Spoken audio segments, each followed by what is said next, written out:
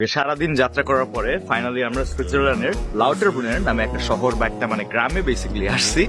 And এখানে আসার পরে একটা চমৎকার দৃশ্য দেখবেন, চারদিকে হচ্ছে উঁচু উঁচু পাহাড় যেগুলো উপরে বরফ দিয়ে কভার করা, এবং বেশ কয়েকটা ঝর্ণা, স্পেশালি একটা খুব বড় ঝর্ণা যেটা হচ্ছে 300 মিটার উঁচু।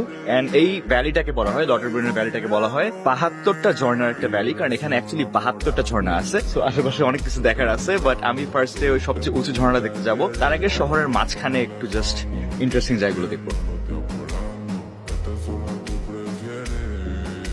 আমার পিছনে হচ্ছে এই শহরের বা এই গ্রামের চার্চটা। এটার তেমন কোনো ইন্টারেস্টিং ইতিহাস নেই আমার যতদূর জানা, বাট খুবই সুন্দর, ব্যাকড্রপের মধ্যে খুব সুন্দর একটা বিল্ডিং। সেখানে খুব সুন্দর জিনিসটা হচ্ছে এই পুরা শহরে চারদিকে সুইস স্টাইল অনেক ঘন্টা বাজছে চার্চের।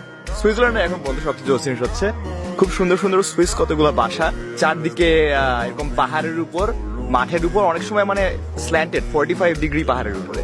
সো এটা বেসিক্যালি আমি সুইজারল্যান্ডের কাছ থেকে যা এক্সপেক্ট করছিলাম এক্স্যাক্টলি দেখতে ওইরকম। ইভেন যখন এখানে আসতেছিলাম তখন ট্রেন দিয়ে এখানে ক্রস করলাম, বর্ডার ক্রস করে আসলাম, আসার সাথে সাথে আমার বোন একটু পরে কমেন্ট করলো, মানে ট্রেন স্টেশনের বাইরে জানলা দিয়ে দেখে বলে হ্যাঁ এটা দেখতে অ্যাকচুয়ালি সুইজারল্যান্ডের মতো, যেটা আশা করছিলাম। বৃষ্টি পড়তেছে মনে হচ্ছে, এবার একটু এটিএম এ যাওয়া লাগবে আমার সামনে, হোপফুলি বৃষ্টি কমে যাবে সামনে।